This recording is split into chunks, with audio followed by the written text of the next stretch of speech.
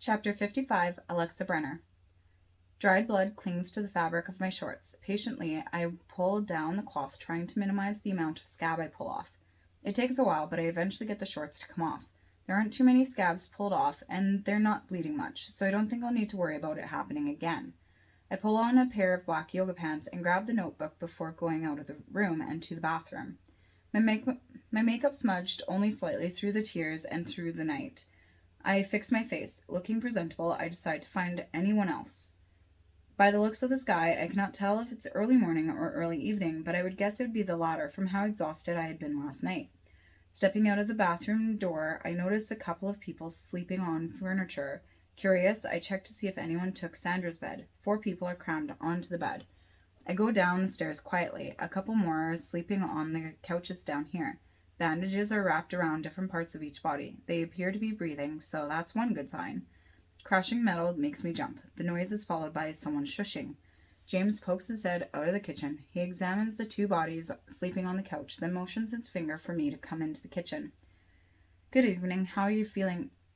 Good evening. Are you feeling any better? You look like a ghost last night. He put his arm up to my forehead to get an idea of my temperature. My mind blanks. I don't think I can form any sentences that wouldn't immediately be taken as a lie, so I just nod. Good. He tries to hand me a box of crackers. What's that? James motions to the book in my hand. Nikki's notebook. She left it behind. Can I see that? He pulls the notebook from my hand and cracks it open. Nikki doesn't like people reading it. Letting him know doesn't stop him. He slowly frowns as he flips through the pages, then shakes his head. She's a prophet, that's why they took her. We'll have to get her back. What do you mean? I ask. He shakes his head continuously and sighs deeply. She has visions of the future, a marshal right under my nose. No wonder she never introduced herself by her full name. It's a poetry book, I state. She said it was a poetry book.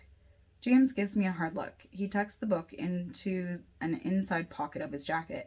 Would you mind helping us take food downstairs? He finds a couple of cans and gives them to me. Off you go. I want to ask for the book back, but I don't think he would give it to me. Was she really a prophet? Are those poetry entries actually visions of the future? It would explain why she was so pissed off at Taylor for reading it. Carefully, I watch my step while going downstairs. Kelly is opening mason jars up and handing them to the people. I give her the items, and she returns to me an open jar of pineapple and a fork. Eat. She points to an open spot against the stairs. I sit down and start eating the pineapple. Looking around the room, I notice that there are a lot fewer people here than there should be. Kelly, I whisper, where is everyone? She comes over to me. Dead or at the other house. I nod. She goes back to what she was doing.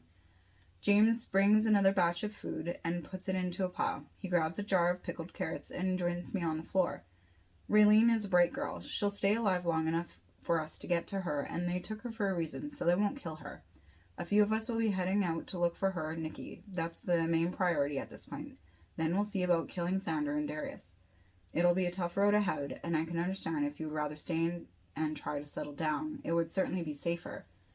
I almost choke on a pineapple. Swallowing a few times, I clear my throat. No, I'm going with you. You can't expect me to just settle down when Raylene was kidnapped by my ex and a psycho bitch. No, I guess I really can't. We'll be leaving as soon as we can get most back up on their feet. Should only be another day or so. James tries to reassure me by placing his hand on my shoulder for a moment. I ask, and then what? He thinks for a moment, trying to catch leads on where they might be. It shouldn't be too hard. And we have a few guesses to where they might have been going, some bases that we've heard about. One problem could be Nikki's ability. If she can see the future, then she's going to know that we're coming. But what about Nikki? If she tells them, if they know we're coming, it'll be hopeless. Not if she doesn't tell them, he says. If they torture her? I didn't say it would be willing. She still might not tell them then that we're coming.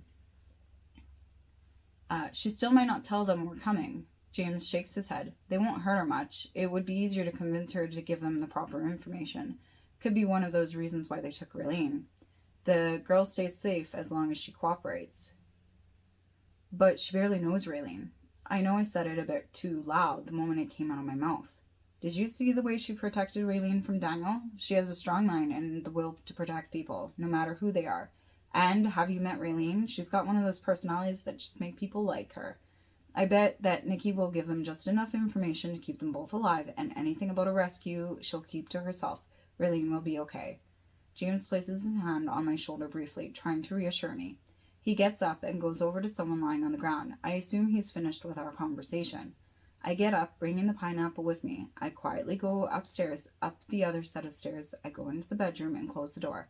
I set the tin on the dresser and crawl back into bed.